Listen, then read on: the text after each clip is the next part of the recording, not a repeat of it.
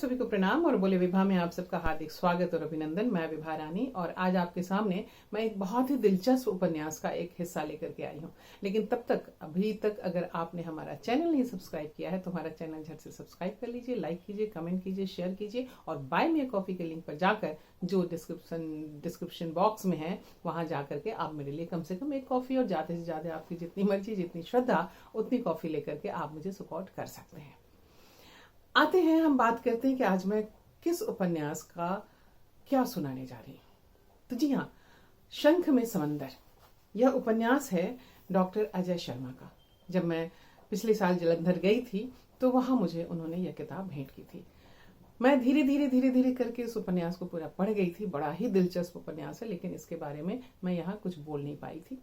आज मैं इसका एक हिस्सा पढ़ती हूँ। पढ़ने के बाद फिर मैं इस उपन्यास के बारे में और क्यों और कैसे ये उपन्यास लिखा गया इसके बारे में बात करूंगी।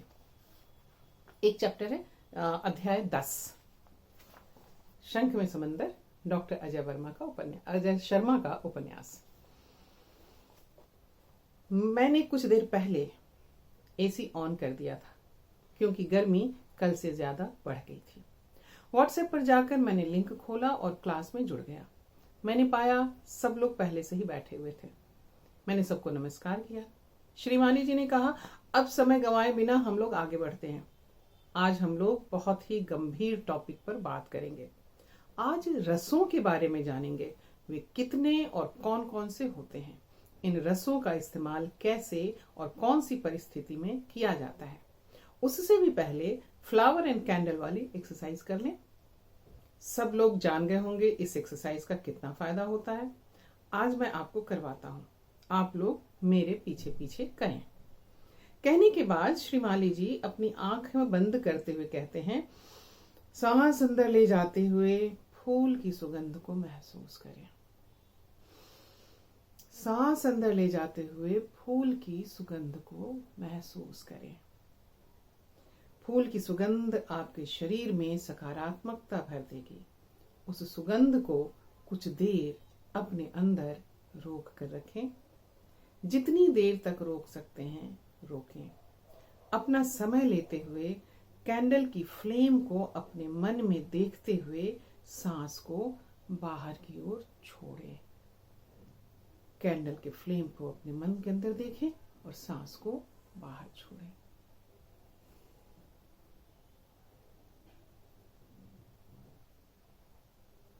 इसका मतलब यही है कि सकारात्मकता की खुशबू के साथ प्रकाश भी पैदा हो गया। वाह! इसी प्रक्रिया को हम लोग 10 बार करेंगे। आप देखना आपकी जिंदगी में कैसे परिवर्तन आएगा। यह केवल एक्टिंग के ही काम नहीं आएगी, बल्कि आपकी पूरी जिंदगी काम आने वाली चीज है।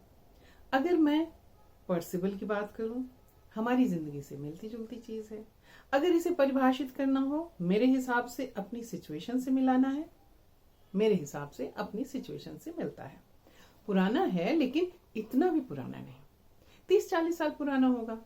हंगेरियन भाषा में लिखा गया यह एजुकेशन सिस्टम पर सवाल खड़े करने में सक्षम है। यहाँ पर सिचुएशन थोड़ी अलग है लेकिन मिलती जुलती है। एजुकेशन काम नहीं आती, जो पढ़ाई की जाती है, करवाई जाती है, फीस लेने के बाद किसी का किसी से कोई सरोकार नहीं रहता। कौन क्या करता है किसी को नहीं पता। इसमें कोई दो राय नहीं कि स्टूडेंट्स की भी गलती होती है, लेकिन मार्क्स लाने तक ही सीमित रहते हैं। गलती दोनों तरफ होती है। कहीं न कहीं आप उस टीचर का मजाक नहीं उड़ाएंगे जो सही पढ़ा रहा है। आप लोग खुद सोचें, टीचर की जिम्मेदारी ज्यादा होती है। एक डॉक्टर अगर खराब ऑपरेशन या गलत ऑपरेशन करता है, एक व्यक्ति मौत के मुंह में चला जाता है। अगर टीचर गलती करता है या स्टूडेंट्स के साथ बेईमानी करता है, पूरा समाज मौत के मुंह में जाता है। असल में इस टीचर और स्टूडेंट का गोल क्लियर होना चाहिए। जब तक यह नहीं पता चलता चलना कहां से है और पहुंचना कहां पर है, गोल सही हो ही नहीं सकता। टीचर का काम केवल पढ़ाना नहीं होता और स्टूडेंट का काम केवल पढ़ना नहीं होता। किसी को अपना उद्देश्य नहीं पता, हम लोग कहीं ना कहीं भटक रहे हैं। हम लोग ऑनलाइन क्लासेस लगा रहे हैं, इसका मतलब है कि हम लोग समय की बचत कर रहे हैं, पैसे की बचत कर रहे हैं। आपको चलकर हमारे पास नहीं आना पड़ा। हम लोग मजबूरी में नहीं बल्कि अपनी अपनी मर्जी से क्लास लगा रहे हैं। हम सबको अपना गोल पता है, हमें कहाँ पहुंचना है। हम जानते हैं सारी चीजें हमारी जिंदगी में हमारे काम आएंगी। कहते कहते श्रीमाली जी को घर से किसी ने आवाज मारी। उन्होंने पीछे मुड़कर देखा। हम सबको माइक से आवाज सुनाई दी। कुछ कहकर वे फिर से माइक पर आकर कहने लगे, खैर हम सब लोग यहाँ एक जैसे हैं। हमें अपने इमोशंस को एंजॉय करना चाहिए। अगर आपको सही नहीं लग रहा, आप मेरे मुंह पर कहिए। पीठ पीछे निंदा करने का कोई मतलब नहीं। अगर कोई करता है वह वाणी का ही दोष माना जाता है। आप सबने एक कथा सुनी ही होगी। जिन्होंने सुनी है वे लोग दोबारा सुन लें, जिन्होंने नहीं सुनी है वे ध्यान लगाकर सुन लें। एक राजा के दरबार में एक चित्रकार ने एक चित्र बनाया और राजा ने दरबार में ऐलान किया, इस चित्र में कमियां ढूंढें। जिन लोगों ने कभी ब्रश हाथ में नहीं पकड़ा था, रंगों के नाम तक जिन्हें नहीं पता थे, उन लोगों ने चित्र में गलतियां ढूंढनी शुरू कर दी। राजा सबकी गिनाई हुई कमियों को सुन रहे थे और चित्र में देख भी रहे थे। आखिर में राजा ने कहा, मुझे आप लोगों की बातें समझ में नहीं आ रही हैं। आप लोग उसी चित्र पर कमियों को घेरते जाए, मतलब गोला लगाते जाए। सब लोग चित्र पर कमियां घेरने लगे। देखते ही देखते चित्र गायब हो चुका था और कमियों की लकीरों से भर चुका था। राजा देख कर चकित रह गया। इतना गंदा चित्र बनाया है इस चित्रकार ने। राजा को गुस्सा भी आया और अब राजा असमंजस में था कि आखिर क्या किया जाए। राजा को एक तरकीब सूझी। उसने उस चित्रकार को फिर से वैसा ही चित्र बनाने के लिए कहा। चित्रकार ने फिर से बनाया। राजा ने सबके सामने चित्र को फिर से रख दिया और कहा, अब आप इसे ठीक करें। वहां जितने भी लोग थे उनके होश उड़ गए। ठीक करने के लिए एक भी व्यक्ति सामने नहीं आया। जैसे चित्र रखा हुआ था वैसे का वैसे ही वो पड़ा रहा। किसी ने कभी पेंट की शीशी को हाथ लगाया होता तब तो कमी निकालता। तो जो लोग मेहनत करते हैं, पुरुषार्थ करते हैं, लोग उन्हीं में कमियां निकालते हैं। कहते हैं जो लोग कुछ नहीं करते वे कमाल करते हैं। ऐसे लोग केवल कमाल ही करते हैं। बंदर जो कभी घरौंदा नहीं बनाता, लेकिन बया पक्षी घरौंदा बनाता है और तिनका तिनका इकट्ठा करता है। बरसात के मौसम में उसमें पानी की एक बूंद तक प्रवेश नहीं कर सकती, लेकिन बंदर घोंसला तोड़ने में माहिर है। आपने सुना है ना वो। ये मैं अलग से जोड़ रही हूँ। बैठा था एक ढाल पे बंदर, भीग रहा पानी के अंदर, थर थर थर थर कांप रहा था। कहाँ छिपूं यह झांक रहा था। चिड़िया बोली, बंदर मामा कहाँ नहीं, तुमने क्यों माना, बना नहीं घर, भीग रहे हो, आँखी आँखी छींक रहे हो। सुन मामा को गुस्सा आया, चिड़िया का घर तोड़ गिराया। बैठ ची ची ची ची चिड़िया रोई, बैठ डालकर फिर वो सोई। ये इस कहानी से अचानक मुझे ये कविता, ये जो कहानी भी है, इसकी कविता मुझे याद आ गई, तो यहां मैंने डाल दी एडिशनल। तो बंदर घोंसला तोड़ने में माहिर है, बनाने में नहीं। इस बात की चिंता किए बगैर अपने लक्ष्य की ओर अग्रसर रहें। कोई आपका रास्ता नहीं रोक सकता। शर्त यही है, आपके अंदर स्पार्क होना चाहिए। अक्षर का मतलब ही यही होता है जिसका क्षरण नहीं होता, यानी जो क्षर नहीं होता या जो नष्ट नहीं होता। इसीलिए मैं बार बार साहित्य की बात करता हूँ, अक्षर की बात करता हूँ। श्रीमाली जी कुछ और बोलते, मैं बीच में ही अपना माइक ऑन करके बोला, हमारे पंजाब में तो गुरु ग्रंथ साहब में भक्त नामदेव की वाणी में भी लिखा है, जल तरंग और फेन बुदबुदा जलते भिन्न न होई, एह पर पंच पर ब्रह्म की लीला बिचरत आन न होई, सब गोविंद हैं सब गोविंद हैं, गोविंद बिंद नहीं, गोविंद बिन नहीं कोई। बात खत्म करने के बाद मैंने तुरंत कहा, सॉरी सर, मुझे बीच में नहीं बोलना चाहिए था। अजय जी सॉरी, मुझे भी बीच में अपनी वो कविता नहीं डालनी चाहिए थी। मेरी बात सुनकर श्रीमाली जी बोले, कोई बात नहीं, मैंने पहले भी कहा था यहाँ क्लास वाली बातें कम और विचारों के आदान प्रदान ज्यादा हैं। अगर मैं आपसे कुछ न सीखूं मैं भी सीमित रह जाऊंगा। हम सब लोग एक दूसरे से सीखते हैं। अब आपको सीधा समंदर में गोता लगाने के लिए ले चलता हूँ।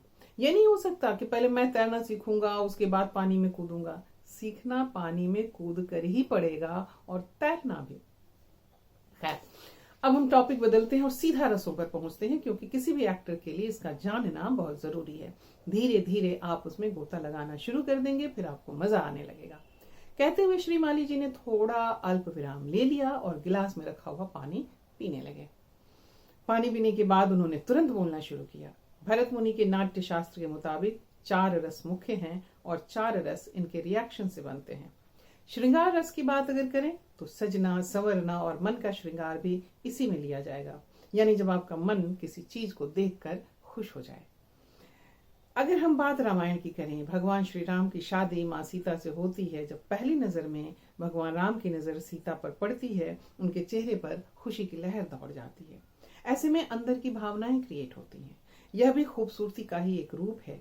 किसी दिन पहाड़ी पर चढ़ने का मौका मिले, सनराइज देखना, प्रकृति के इस श्रृंगार से मन कितना खुश होता है और मन को कितना सुकून मिलता है, कल्पना से बाहर है। चेहरे पर सुकून के भाव भी एक तरह का रस ही है। ऐसे ही त्रिवेंद्रम का सनसेट देखने के लिए लोग विदेश से भी आते हैं। वहां जैसा अलौकिक और अद्भुत सनसेट कहीं देखने को नहीं मिलता। अब बात हास्य रस की। एक एक करके सारे रस उदाहरण सहित आपको बता दूंगा ताकि समझने में परेशानी ना हो। कई बार ऐसा होता हमारा वास्ता कुछ ऐसे लोगों से पड़ जाता है जो ओवर एक्साइटेड होते हैं। उन्हें देखकर हमें हंसी आ जाती है। कुछ लोग जोकरों जैसी एक्टिंग करते हैं। कैमरा हर वक्त अपने कंधे पर लटका कर चलते हैं। आजकल मोबाइल का प्रचलन बढ़ गया है। इसके बावजूद किसी छोटी सी उपलब्धि के लिए बार बार फोटो खींचेंगे। अजीब हरकतें उनके हाव भाव में भी नजर आती हैं। जैसे कोई आपका दोस्त आपके सामने बिंदी लिपस्टिक लगाकर आ जाए, आपकी हंसी देखते ही छूट जाएगी। सीरियस होकर आप किसी को हंसा नहीं सकते। अगर 10 लोग सीधे चल रहे हैं, उनमें से 3 गिर गए, यह हादसा हो सकता है, हंसी का सबब नहीं बन सकता। चार्ली चैपलिन कई बार गिरते और खुद पर हंसते, लोग भी उन्हें देखकर हंसते थे। आश्चर्य, सरदार वल्लभ भाई पटेल का बुत देखकर एकदम मुंह से निकलता है, इतना बड़ा बुत पहले कभी नहीं देखा। टीवी टावर या फिर टीवी स्टूडियो या फिर ऐसी हैरान कर देने वाली चीजें देखकर दांतों तले उंगली दबानी पड़े, ऐसी सारी चीजें आश्चर्य में ली जा सकती हैं। विभत्स, जब किसी व्यक्ति को किसी वस्तु को देखकर अजीब सी घृणा होने लगे, जैसे किसी टीचर ने आपको प्रैक्टिकल में फेल कर दिया और आप रिटन में टॉप कर रहे थे, ऐसे टीचर को देखकर आपका मन घृणा से भर जाएगा। किसी रेपिस्ट को देख करके भी आपके मन में घृणा के भाव उत्पन्न होते हैं। गुस्सा, जब आपका मन किसी का चेहरा तक देखना पसंद ना करे, रौद्र रूप की सबसे अच्छा उदाहरण भगवान शिव का मिलता है, जब राजा दक्ष ने उन्हें आसन ग्रहण करने के लिए नहीं बुलाया था। ऐसे में मां पार्वती का भी अपमान किया गया। उस अपमान का बदला लेने के लिए शिव जी ने तांडव किया। मां सती के अंगों को जगह जगह पर फेंका। उन सभी जगहों पर 52 पीठों का निर्माण हुआ। ऐसा माना जाता है भगवान शिव रौद्र रूप में आ गए। वैसे तो उन्हें भोले शंकर के नाम से ही जाना जाता है। वैसे भी अपने बॉस पर कोई गुस्सा नहीं करता, लेकिन पेरेंट्स सब पर करते हैं। बच्चे भी टीचर पर गुस्सा नहीं करते, घर आकर माँ बाप पर छोटी छोटी बात पर गुस्सा करते हैं। करुणा, गुस्सा खत्म होने के बाद जो भाव मन में क्रिएट होता है, उसी भाव का नाम करुणा है। 2 दोस्तों की किसी बात को लेकर तकरार हो गई और बोलचाल बंद हो गई। कुछ समय के बाद दोनों ने रियलाइज किया कि हमें ऐसा नहीं करना चाहिए था। ऐसे में जो भाव मन में आता है उसे ही करुणा का भाव कहते हैं। सुदामा और कृष्ण का उदाहरण मुझे बहुत प्रिय लगता है। जब सुदामा श्री कृष्ण के दरबार में पहुंचते हैं, महल देखकर अंदर जाने की उनकी हिम्मत नहीं होती। जब दरबान पूछता है किससे मिलना है, वो कहते हैं कृष्ण से। दरबानों को सुदामा पर करुणा आती है और कहते हैं, जा चला जा, उनसे मिलने के लिए समय लेना पड़ता है, वो बहुत बड़े राजा हैं, हर वक्त उनके दरबार में कोई ना कोई राजा आया ही रहता है। सुदामा के बहुत कहने पर दरबान कृष्ण को जाकर बताते हैं, कोई सुदामा नाम का व्यक्ति आपसे मिलने आया है। भगवान श्री कृष्ण भागे जाते हैं और उसे गले लगा देते हैं, आसन देते हैं और उनके गंदे पांव खुद धोते हैं। सुदामा को देखकर उनके मन में करुणा का भाव आता है और त्रिकालदर्शी सोचते हैं, उनके मित्र का यह हाल। कई बार किसी मरीज को देखकर आपके मन में करुणा उत्पन्न होती है। कुछ लोग किसी के दुख को अपना मानते हैं, वह भी करुणा का ही भाव है। वीर रस, इस रस को हमारी इंडस्ट्री में तकरीबन सभी हीरो में देखा जा सकता है। भले ही 50 लोग हों, हीरो को हर हाल में जीतना है। यह एक तरह से हीरोइज्म का प्रतीक कह सकते हैं इसको।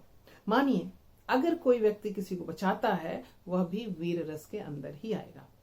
मैंने श्री मालिक जी की बात को बीच में टोकते हुए कहा, सर पंजाब में गुरुओं की पंक्ति मशहूर है वीर रस के लिए, सूरा जो पहचानिए जो लड़े दीन के हेत, पुरजा पुरजा कट मरे कबहु न छोड़े खेत। ऐसे ही गुरु हरगोबिंद जी ग्वालियर में बंदी 50 राजाओं को जहांगीर की कैद से मुक्त करवाकर दिवाली वाले दिन अमृतसर के दरबार हाल साहब में लेकर आए। इसीलिए दरबार साहब में दिवाली मनाने का प्रचलन शुरू हो गया।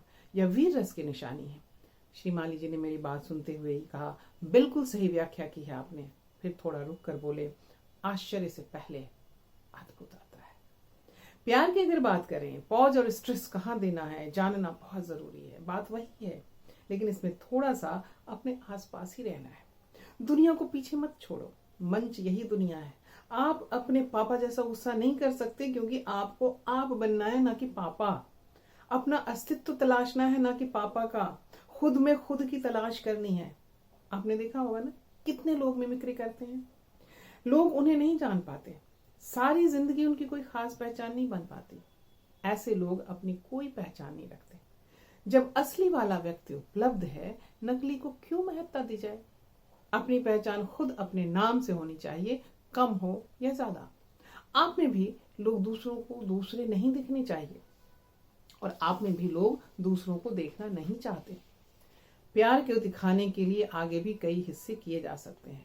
माँ का प्यार अलग तरह से होगा, बाप का अलग तरह से, भाई बहन का अलग तरह से, प्रेमी प्रेमिका अलग तरह से, और पति पत्नी का प्यार अलग तरह से।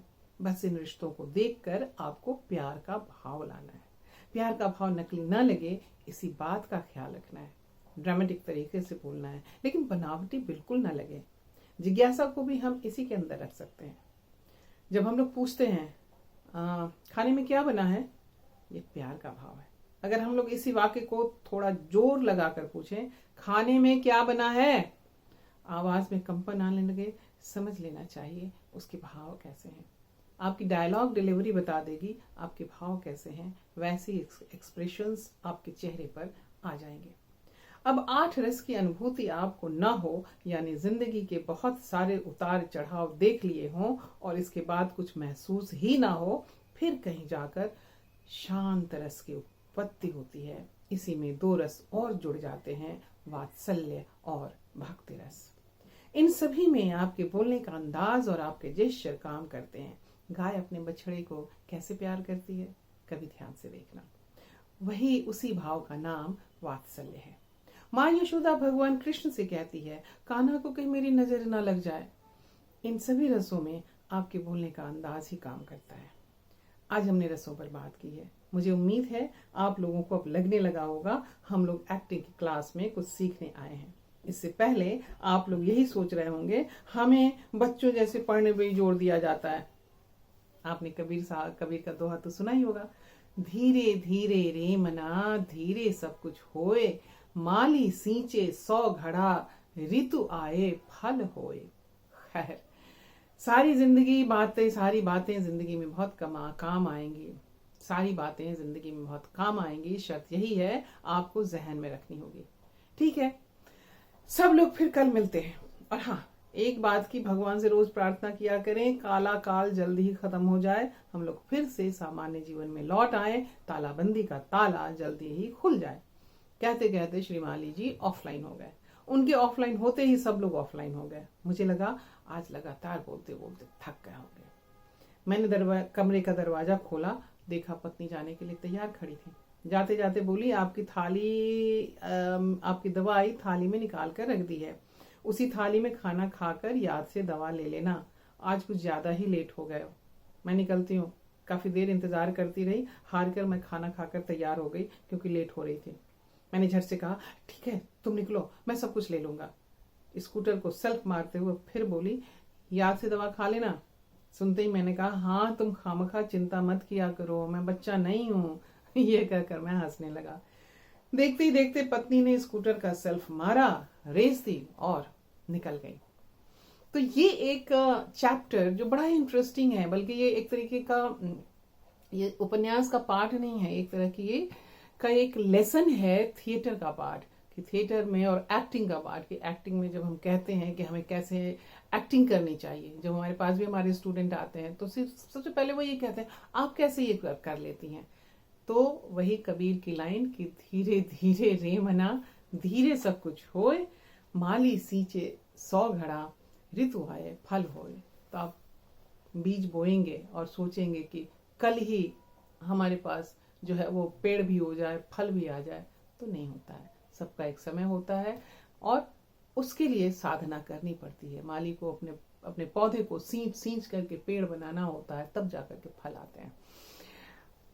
ये पाठ आपको कैसा लगा आप हमें जरूर बताइएगा। और डॉक्टर अजय शर्मा ने इस पूरे उपन्यास को बड़े ही इंटरेस्टिंग तरीके से लिखा है। मुझे पढ़ करके बहुत मज़ा आया था और आपको भी पढ़ करके मज़ा आएगा और मुझे यकीन है कि आपको ये सुन करके मज़ा आया होगा, बल्कि आपको भी कुछ सीखने को मिला होगा। तो चलिए आज हम यहीं पर रुकते हैं, अगली बार हम फिर कभी कुछ और लेकर के आएंगे। लेकिन अगर आपको लगता है कि आपका लिखा हुआ या आपके किसी मनपसंद लेखक का लिखा हुआ कुछ ऐसा पाठ, कुछ कहानी या कोई कविता जिसे आप चाहते हैं कि मैं पाठ करूं, मैं आप सबके लिए पाठ करूं, तो आप उस कहानी या कविता या रचना और उसके लेखक का नाम और साथ साथ अपना नाम हमें लिख करके कमेंट बॉक्स में भेजिए। अगर वो मेरे मन मिजाज का हुआ तो मैं उसको उस रचना को उसके लेखक के नाम और आपने चूंकि सेंड किया है तो सेंडर के नाम के साथ यानी आपके नाम के साथ उसे पढ़ना पसंद करूंगी। तब तक के लिए हमें इजाजत दीजिए। आप भी अच्छे से रहिएगा, क्योंकि आप हैं तो हम हैं और काला समय रूप बदल बदल कर आता है। मैं डरा नहीं रही हूँ, बल्कि अपने अनुभव से बता रही हूँ, आप भी महसूस कर सकते हैं। इसलिए अपना ख्याल जरूर रखिएगा। चलिए नमस्ते, बाय, शब खैर।